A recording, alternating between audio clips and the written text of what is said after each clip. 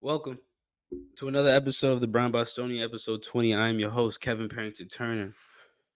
We're here another week. I told you I'll be here. I'll be back, try to be a little bit more consistent.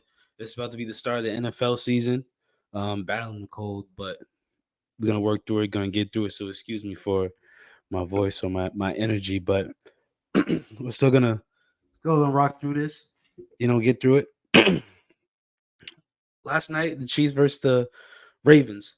First, first NFL game of the season. Uh, I got a chance to see some of it on the highlights. Got a chance to watch part of it like in real time, and then watch the rest of the highlights because I was sick. But the Chiefs defeated the Ravens 27-20.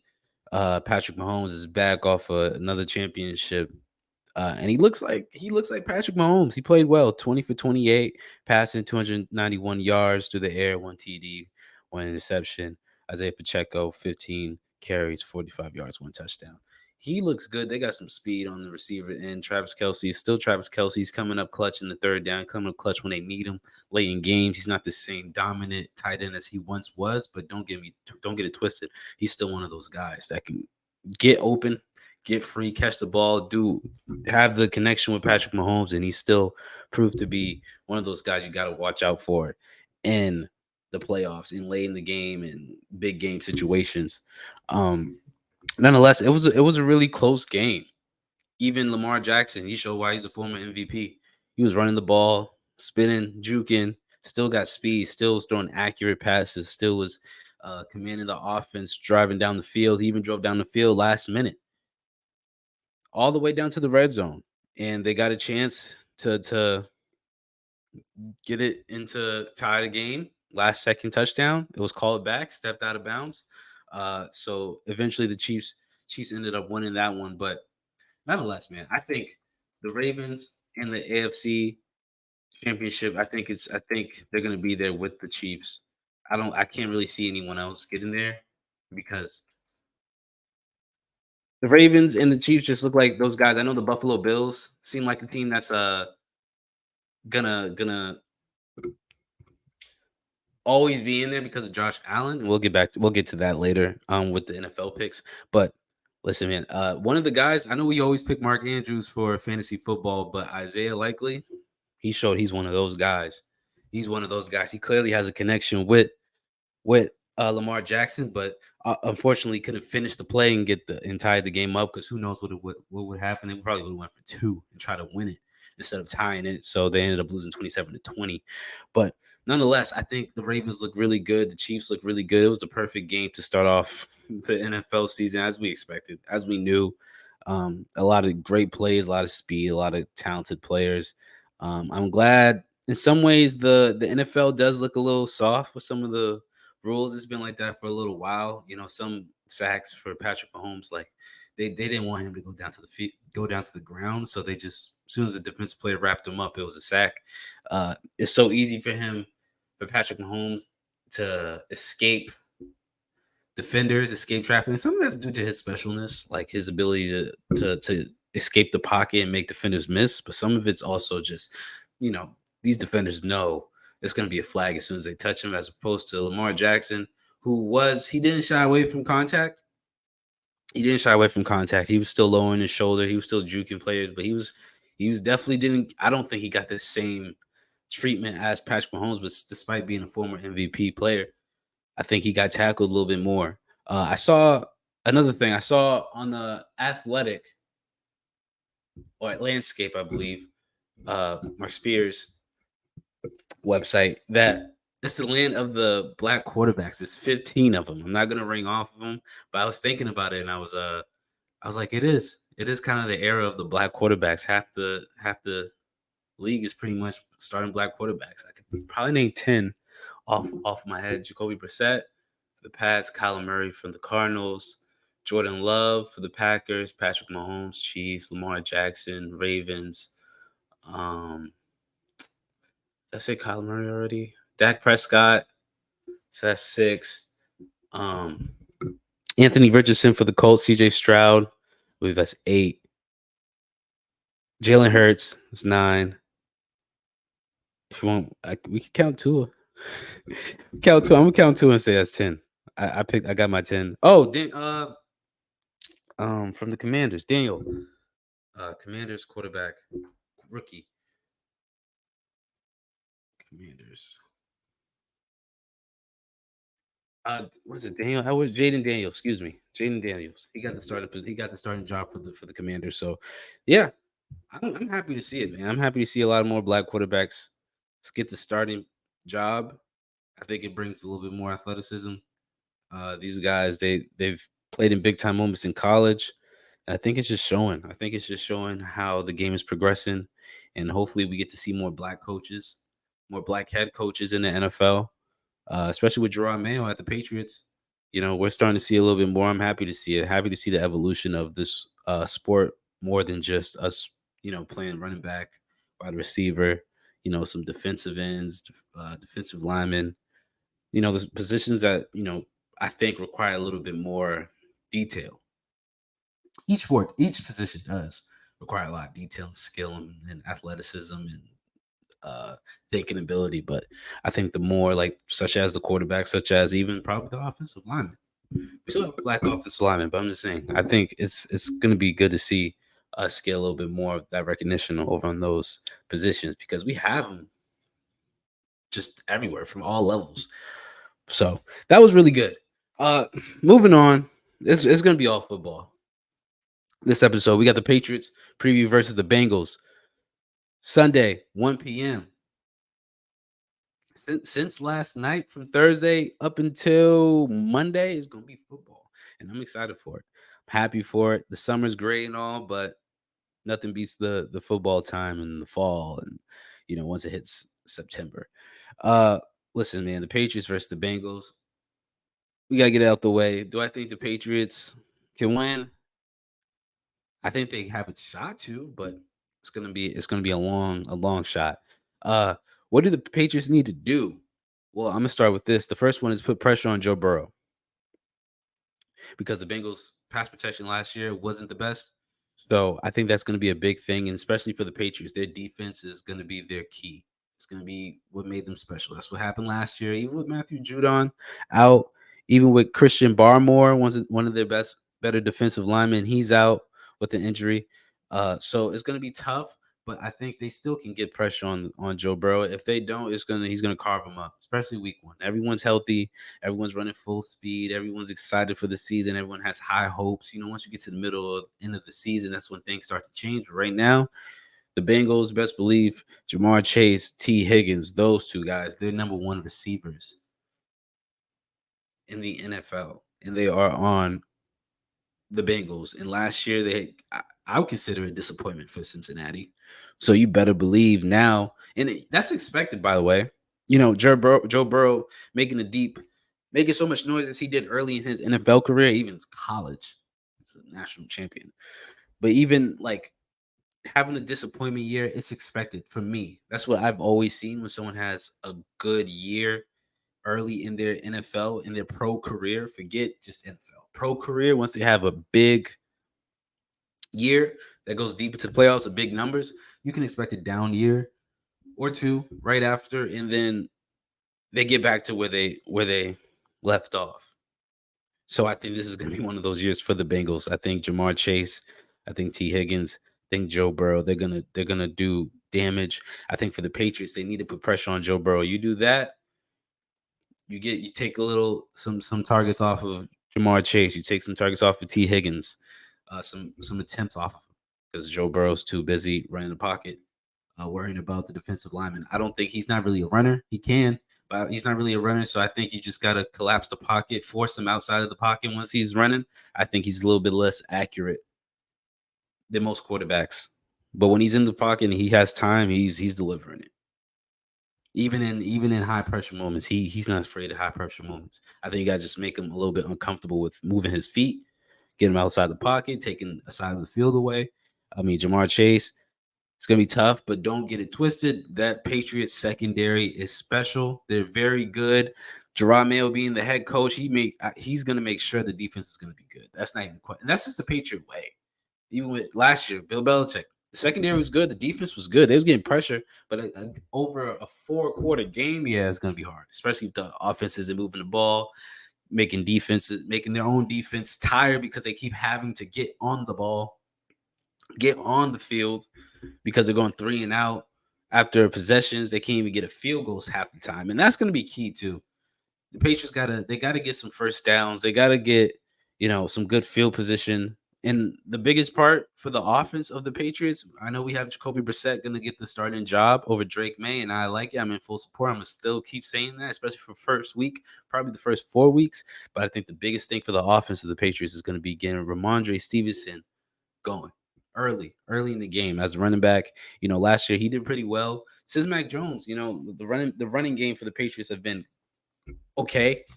It's definitely been better than the passing game since Tom Brady left.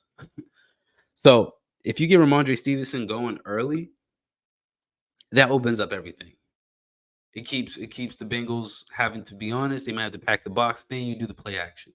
Then you pass the ball. Then you take a shot deep. But if you don't, and now you got to throw it on 3rd and 8, 3rd and 10, or it's just like it's either you're going to take a shot, you're going to force a mistake because that's not who Jacoby Brissett really is, or you're going to throw a screen and it's going to be 4th down.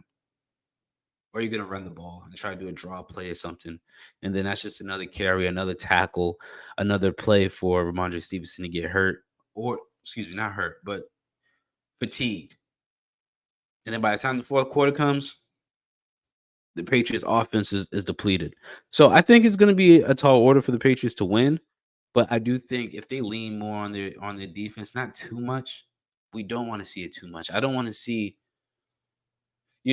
I can see Joe Burrow throwing an interception. I can see the Bengals fumbling the ball. I can see that defense forcing a turnover at least once every game. I can see it. That's how good I think this defense is. Even with Barmore out, Matthew Judon gone on, I still think this defense is really good that they can force a turnover every game. But it's just the fact of if the offense is going to get something going, and that's why I think Jacoby Brissett is needed for this time right now with how the Patriots are. If they had targets, if they had a really, really good running back, Ramondre Stevenson, he's a really good running back. But if they had a really Pro Bowl, one of the best in the league type of running backs and a really good tight end, Hunter Henry's he's good, but he's not. I wouldn't consider him one of the best. He led the team in touchdown receptions last year, but that's not saying much for the Patriots. But nonetheless, if he has some stars next to him, a good line, a veteran coaching staff who are used to, having a bigger title, I think that then you put Drake May in, have him game manage, have him slowly, open the playbook as the week progresses. But now with this, you just have a really good defense and good, okay running game. We'll see. We'll see how the offensive line does. And a less than stellar wide receiver group that we hope one of the guys that we drafted or picked up that they'll be a star, they'll be good. Yeah, let's get the veteran in and see what he can do with that. So it's gonna be a tall order. If I had to pick, if I'm being honest, I do think the Bengals pull this game out with like a 24-17 win. Uh, I'm hoping the Patriots. I just want to see the Patriots score multiple times. And I want to see them drive down the field. I want to see some hope this season with their offense, not no, so much their defense. Like I think their defense is going to hold the Bengals under 30 points, and that's a win for most teams in the NFL. It's just the offense of the Patriots that wouldn't be a win, but I do want to see them score at least. I have them. I have them with 17. I have the Patriots scoring 17 points, so I want to see them score 3 times, and not just on some, you know, the defense forced a turnover on the opposite side of the field. So now the Patriots got good field position and they score. No, I want to see them drive down the field. I want to see a big play. I want to see some first downs. I want to see them take some time off the clock with the Patriots, with the ball in the Patriots' hands. That's what I want to see. But I still got the Bengals. We'll see. Anything can happen any given Sunday. Next, we're gonna go with the NFL picks. This is my favorite part. I'm not gonna say don't bet on my picks. Feel free to put some money on it, but it's week one, so it'll always be interesting. One thing you can bet on week one, There's going to be a big time injury. I hope not, but that's just how sports are, especially week one. There's going to be a big time injury that just messes up everyone's fantasy team. It's going to mess up someone's fantasy team every first week. A big time injury, hopefully not one, but not too serious. But it's usually something like an ACL, Achilles to a quarterback. I mean, Aaron Rodgers, he was that guy last year. Uh, it happens. Jonathan Taylor, it happens. So week one, you can expect that. You can expect someone to go off. You can expect a rookie to go off, a second year player to go off, who nobody knows now. Everyone wants to pick him up in the free agency because no one picked him. You can expect that, and you can expect same with Mark Andrews. Like Isaiah Likely for the Ravens, he had a big game, really good game. He showed to be like one of Lamar Jackson's favorite targets, I think, this season. And Mark Andrews is probably going to be the red zone third down guy. Even then, you see he threw to Likely when the game counted. But like I said, you'll see some stars that you picked up as stars in fantasy football. That's you're gonna be like, oh, they're not the starter anymore. They're gonna play. They didn't get the starting job, or they're not the number one target anymore. And it's gonna kill you. You got to adjust. Week one's the best time to adjust for fantasy football teams. Nonetheless, we're gonna go with the NFL picks.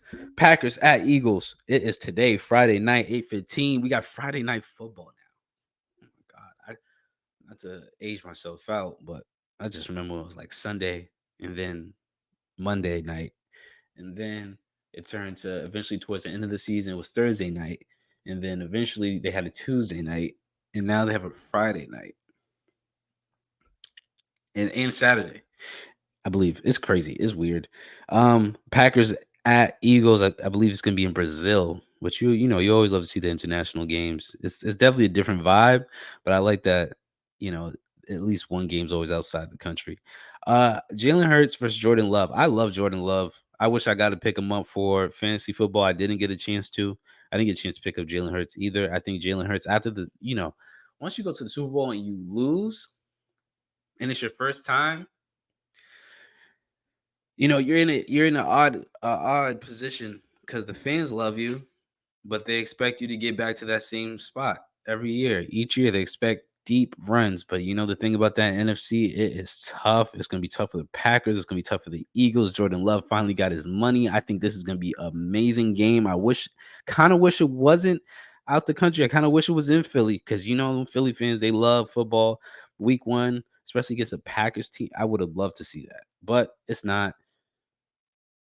So if I had to pick, I still got to go with the Eagles. There's no home field advantage, but I think the Eagles just have too much. They have Saquon Barkley now. I think they're just well rounded. I think Jordan Love has the effect of like a Aaron Rodgers, where he can make a comeback. He can never count him out. I think he has that type of badge to him. But I think the Eagles, with a veteran lineup that the Eagles have on both sides of the ball, week one, they just know how to pull out a win no matter what. So I got the Eagles being the Packers. Panthers at the Saints. I got the Saints. I think the Panthers is going to be just a tough season. This is going to be a tough season for the Panthers. The Saints, I think they're going to win some games. They're always in a tough division that's always full of rough games. But I think the Saints win. I don't really have too much in-depth reason on that. I just got the Saints winning. Vikings at Giants. I think that's going to be a very interesting game. See how good the Giants are. They lost Saquon. Vikings, they should be really good. So obviously the Vikings are the favorite. They're my pick, but I think the storyline is probably going to be more so what did the Giants do? Because they've been on. They had the Hard Knocks. The Hard Knocks was on them this past season in the off season. So it's going to be interesting to see how good they actually are. But obviously, I got the Vikings. They just got too many weapons. Steelers at Falcons. I got the Steelers. I got the Steelers. They don't have losing seasons. They're always gonna have a tough defense. That's not even a question. It's just always gonna be the offense is the question. Always with the Steelers. And that's a question you don't necessarily mind. I think obviously being a Patriot fan that I am, I do mind it. But for the Steelers, they don't have losing seasons, especially with Mike Tomlin. Like they don't have losing seasons. And I think which means they don't really lose too many games they should win. And I think against the Falcons, they should win. Obviously, Bijan Robinson is a really good running back, talented, but and he was killing for fantasy football last year for me. I'm so glad I picked him up. But now that he's on everyone's radar, didn't pick him up. I think he still has a good game, but I got the Steelers.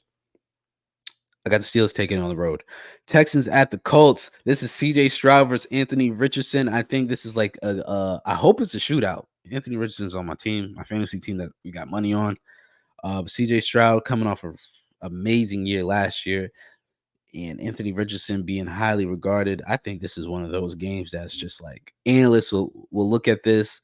This will be mentioned on ESPN, Fox Sports, everywhere, The Ringer, every sports channel that you could think of. I think this is the one where they're going to be like, who's one of the up and coming guys, one of the best up and coming guys, and obviously Jordan Love's going to be in that conversation as well. But CJ Stroud, Anthony Richardson, I got Texans.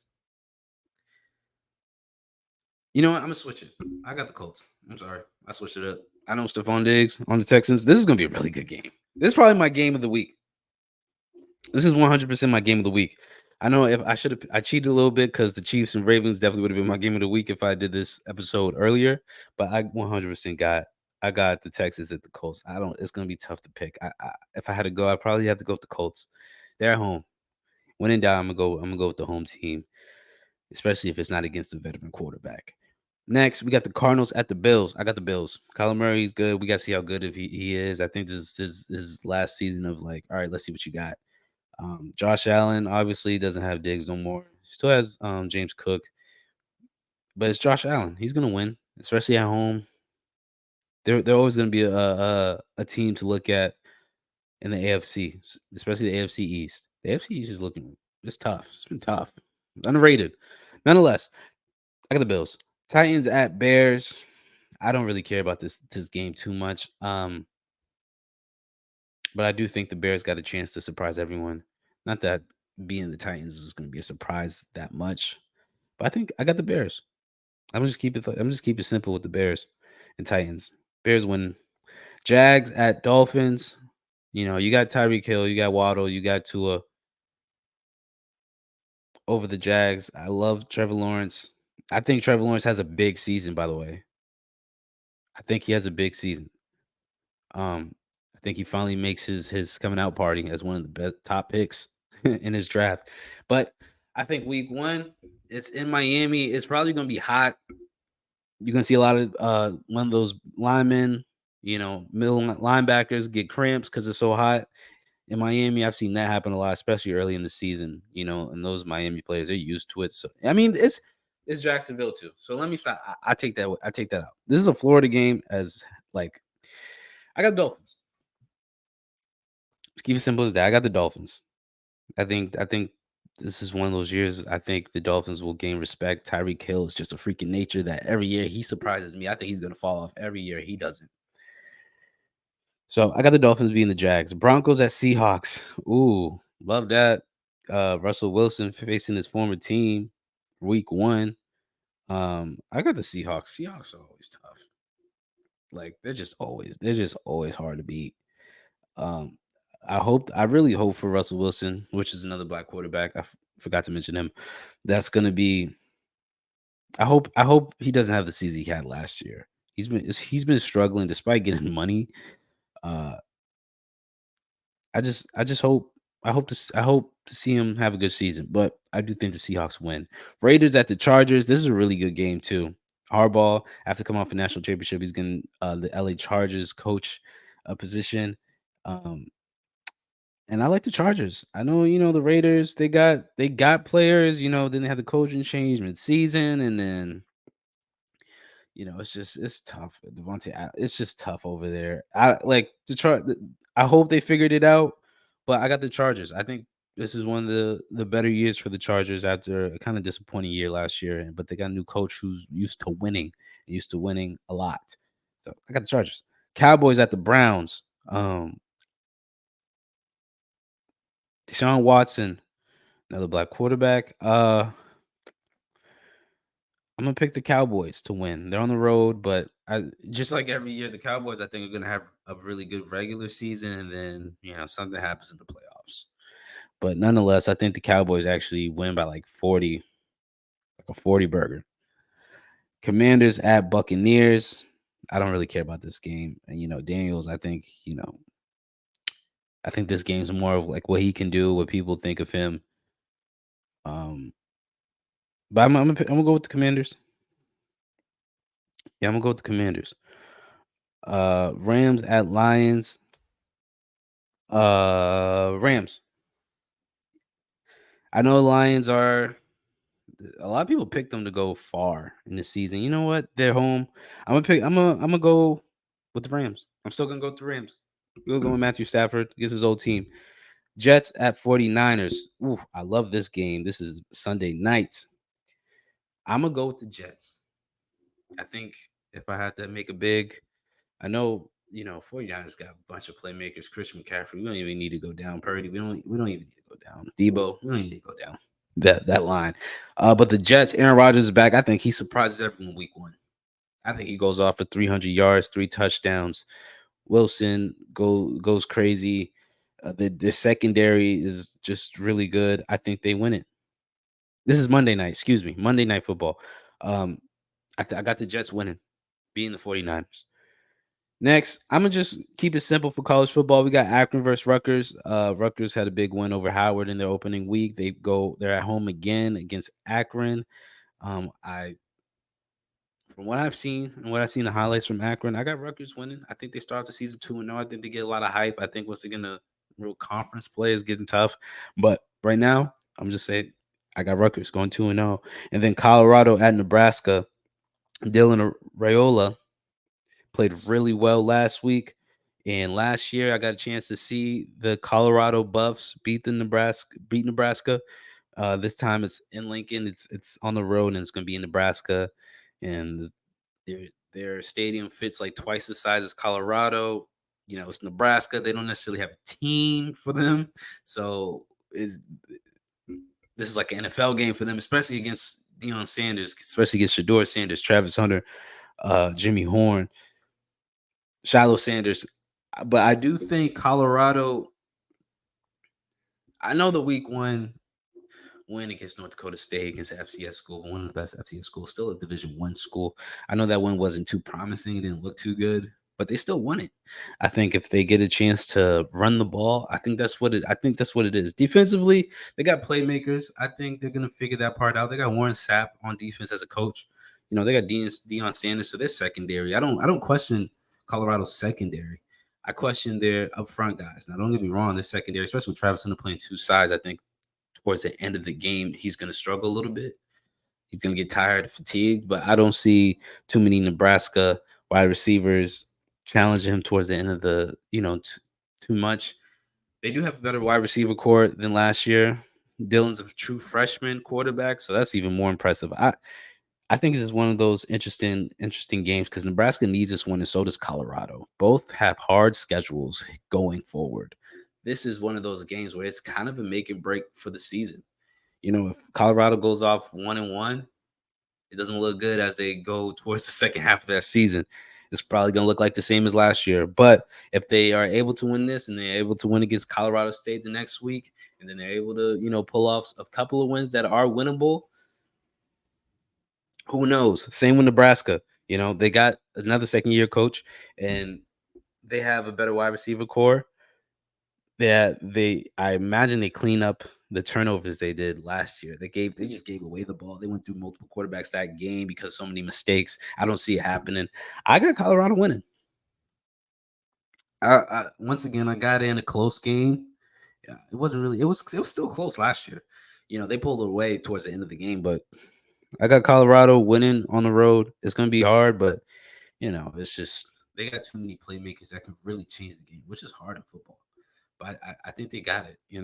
So those are my picks, man. It's been all football this episode, and I think it's gonna be all football in the next couple of weeks until the NBA starts, until we get some more stories. The Rutgers basketball is gonna be interesting as well. College basketball is gonna be interesting, but as we get forward, we're gonna see how the Patriots do. We're gonna see how the NFL plans out. We're gonna see how my fantasy football team goes. I'm hoping it does well. I got an F in my grading, but I'm a reigning champ in my fantasy league. So I got a little hope. I got a little hope. But yeah, man, that's another episode. The Brown Bostonian, episode 20. I'm your host, Kevin Parrington Turner.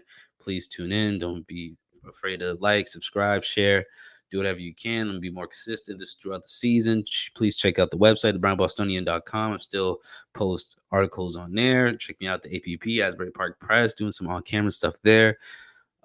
Covering games, covering high school football games. Might see me cover Monmouth, Rutgers, all that good stuff. So I hope everyone has a good weekend. Enjoy the football games because I'll definitely be glued to my television. I appreciate y'all. Peace.